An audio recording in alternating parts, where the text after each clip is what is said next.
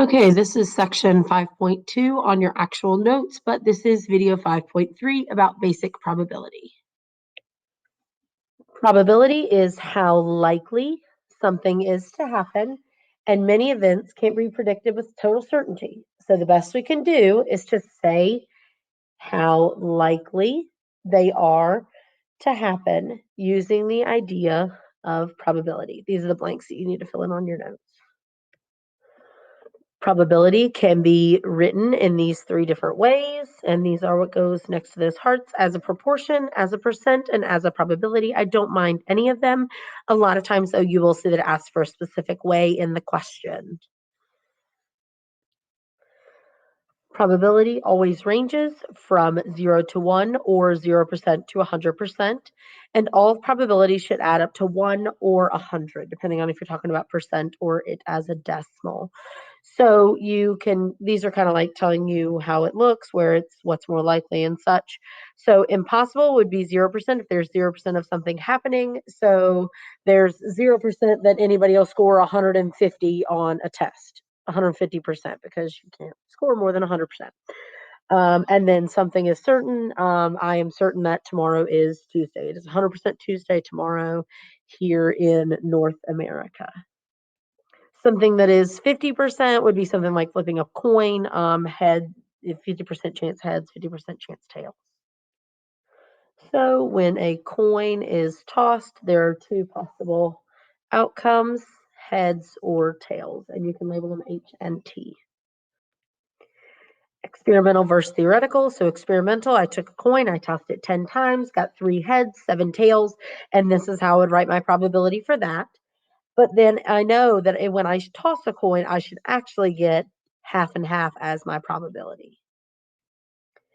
By definition, experimental probability is found by repeating an experiment and observing the actual outcomes.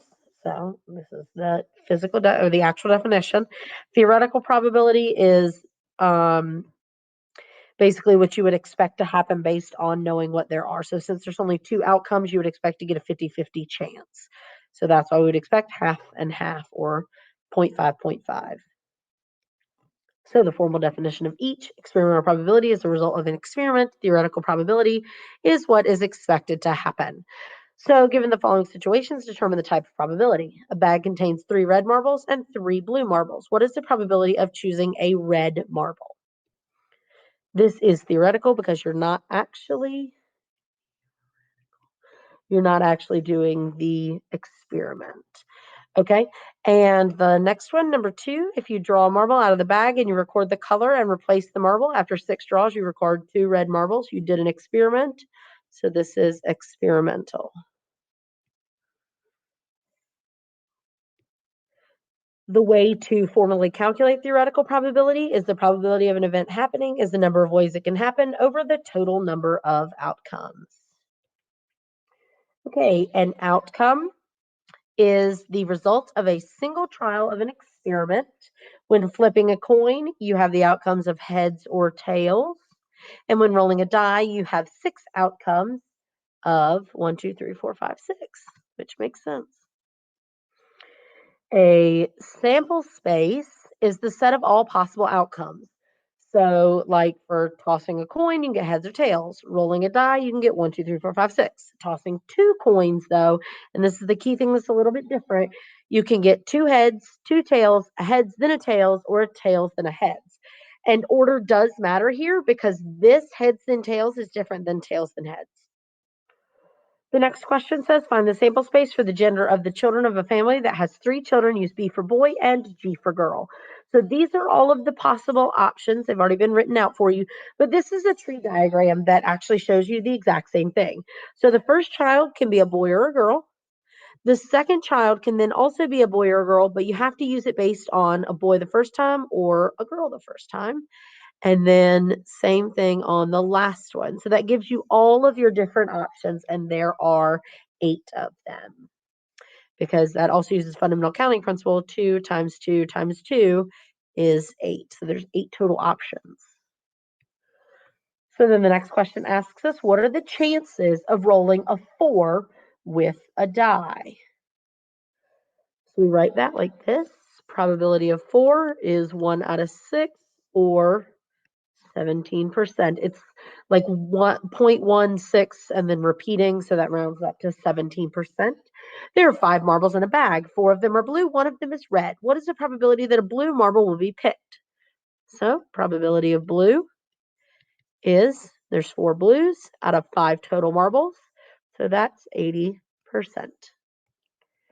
Of the 60 vehicles in a teacher's parking lot today, there are 15 pickup trucks. What is the probability that a vehicle in the lot is a pickup truck? Okay, so probability of a truck is 15 out of 60, which is the same thing as 1/4, which is 25%. If you do that in your calculator, you'll get 0.25 and then move the decimal 2 places to the left and get 25%. Or sorry, 2 places to the right, not left. This next one says, what's the probability of each event? Probability of getting a 5 on one roll of a die. So probability of 5 is 1 out of 6, which is yet again a 17%. Or getting a sum of 5 on one roll of 2 die. So probability of sum of 5. So you got to figure out what are the different ways to get a sum of 5. And normally in class, I would show you this chart. Let me see if I can get that brought up. Okay, so here is a sum chart where you can see on the inside in the black numbers, those are the sums of the 2 die, 1 red die and 1 blue die. So we're looking for where we can get a sum of 5.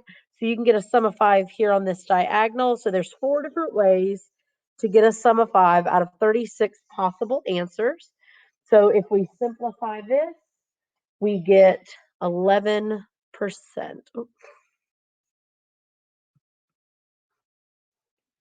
Okay, now we have a bucket of pens. A bucket contains 15 blue pens, 35 black pens, 40 red pens. You pick one pen at random, find the probability. So probability of a black pen. So if there are 35 black pens out of, we got to figure out how many pens there are total. 15 plus 35 plus 40.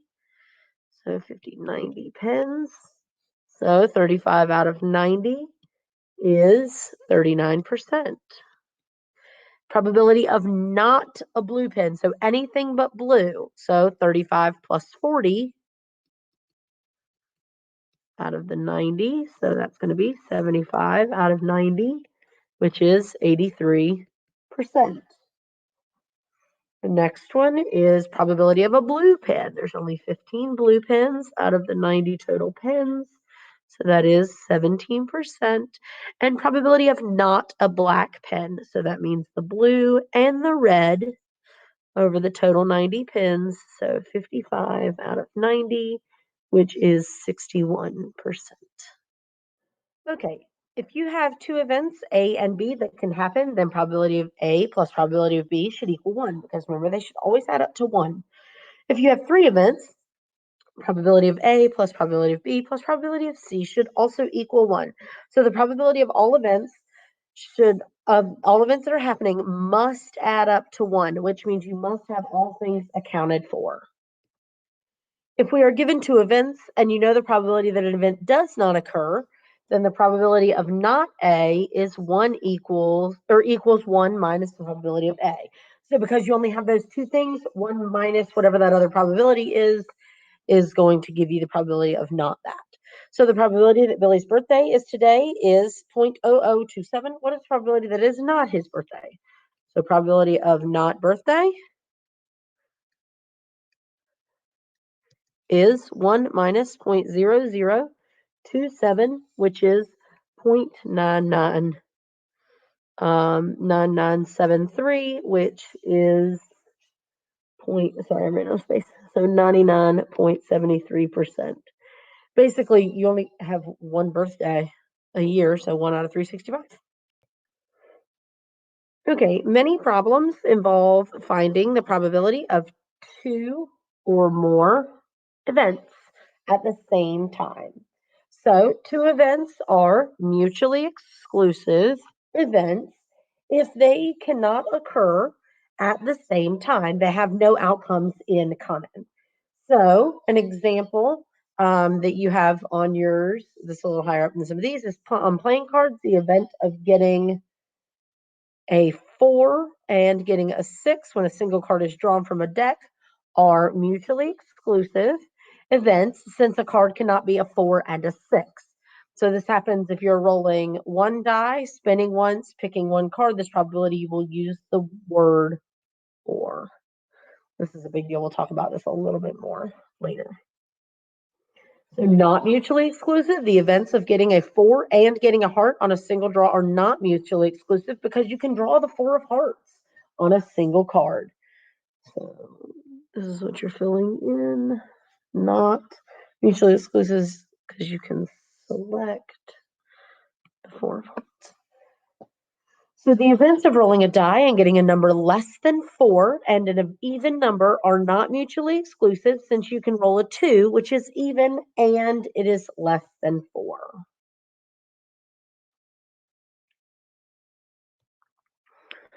So then the next one asks, when are these mutually exclusive? When a single die is rolled, getting an odd number and getting an even number. Can you get an odd number and an even number at the same time? No, so they are mutually exclusive. M-E. So getting a 3 and an odd number. So this is not mutually exclusive because a 3 is an odd number. They literally are the same thing. Getting an odd number and getting a number less than 4. So this is also not mutually exclusive because you can get an odd number that's less than 4. You can get a 1 or a 3. Getting a number greater than 4 and getting a number less than 4. So it doesn't say equal to, it just says greater than and less than. So this is mutually exclusive because it can either be greater than 4 or less than 4. It can't be both. So then if the events are mutually exclusive, we're going to use the addition rule seen here. Probability of A plus probability of B. That's going to be addition rule 1. Okay, so it says a box contains 3 glazed donuts, 4 jelly donuts, and 5 chocolate donuts. If a person selects a donut at random, find the probability that it is either a glazed donut or a chocolate donut. So are they exclusive? Are they mutually exclusive? Yes, they are. So that means all we're going to do is use simple addition. So probability of glazed or chocolate. So the probability of glazed is 3 out of 12 because there's 12 of them total. And the probability of chocolate is 5 out of 12. So then that's 8 out of 12. So 66.6 repeating percent, or if you want to get simplified here, you can say 67%. Okay, next question. At a political rally, there are 20 Republicans, 13 Democrats, and 6 independents. If a person is selected at random, find the probability that he or she is either a Democrat or an independent. So is this mutually exclusive? Yes, it is. So then we can use the formula we just found. So probability of Democrat or independent. So is the probability of a Democrat plus the probability of an independent. So probability of a Democrat is 13 out of 39 plus probability of an independent is 6 out of 39. Total 19 out of 39, which is 48.7%. Okay, a day of the week is selected at random. Find the probability that it is a weekend day. So that is mutually exclusive because it can't be a weekday and a weekend day. It doesn't work like that. So what is the probability of a weekend day? So Saturday or Sunday, which you know is 1 out of 7 plus 1 out of 7. So 2 out of 7, which is 28.6%. Okay, this is addition rule 2, and it is for when they are not mutually exclusive, when there is some sort of overlap. And the reason we have to use this is if there is some sort of overlap, we actually have to take away the overlap because it was counted twice, once in probability of A, and then again in the probability of B. So we're going to look at what that actually means in a problem. Okay, a single card is drawn from an ordinary deck of cards. Find the probability that it is either an ace or a black card. Okay, so how many aces are there in a deck? If you don't know, I am going to also post the cards so you can see them on my website, and you might just want to either keep that up or print it. So there are 4 aces. And then how many black cards are there? Half the deck is black and half the deck is red. So there are 26 black cards. So what we do need to think about is, are there black aces? And there's two of them. There's the ace of spades and the ace of clubs. So those aces were counted, those two black aces were counted in the aces and in the black cards. So they've been counted twice when we look at this. So that's why we want to use our new formula. So we want the probability of aces or black cards. So that is going to be probability of aces is 4 out of 52, plus probability of black cards is 26 out of 52. But we have to minus the 52, and I wrote 56. It is 52, sorry, 52. And then we have to subtract the 2 that were counted twice because they were counted in the aces and the black cards. So we have to subtract them to get our final answer of 24 out of 52 total possible cards that fulfill this, which gives us 53.8%. This is the sample space for a deck of cards. Hopefully this helps you to have this in front of you. I will say that it is much more helpful to have this. I'm going to take this picture and also post it on my website so that you have it to refer to if you are doing some things with cards, especially on Delta Math. And if you do need it for the assessment, I will have it on the screen for you. Okay, in a hospital unit, there are 8 nurses and 5 physicians. 7 nurses and 3 physicians are females. If a staff person is selected, find the probability that a subject is a nurse or a male. Okay, so we want probability of nurse or male. Is this mutually exclusive? No. There's overlap. You can have a male nurse, and they do in this instance. So it tells you 7 of the nurses are female, so that means we have 1 male nurse, and then we have 8 nurses total, and we have 8 and 5 is 13 people total. We need that. And then we need to know how many males. So if there's 13 people, 7 and 3 positions, so that's 10 females, so 3 males. Okay, so now we can go ahead and set this up. Probability of a nurse or a male. That E looks like it says mall. Okay, so that means probability of nurse plus probability of male minus probability of male nurse. Okay, we can do this because we have all this information right here. That's why we write it out first. Okay, so probability of nurse is 8 out of 13 plus probability of male 3 out of 13 minus the 1 male nurse because he was counted in both the nurses and the males. So 8 plus 13 is 11 minus 1 is 10. So 10 over 13 is 76.9%. Okay, on New Year's Eve, the probability of a person driving while intoxicated is 0.32. The probability of a person having a driving accident is 0.09, and the probability of a person having a driving accident while intoxicated is 0.06. What is the probability of a person driving while intoxicated or having a driving accident? So it's asking for probability of intoxicated or an accident. So because those two things are not mutually exclusive, they do have some overlap. So we need to look at the probability of driving while intoxicated is 0.32 plus the probability of having an accident is 0.09, but minus the overlap, the amount that's counted in both, 0.06, to get our final decimal of 0.35 or 35%. Okay, so that is the last bit of the notes for today. I know you see the part where it says independent and dependent variables. After this, we are going to talk about that a little bit more next week.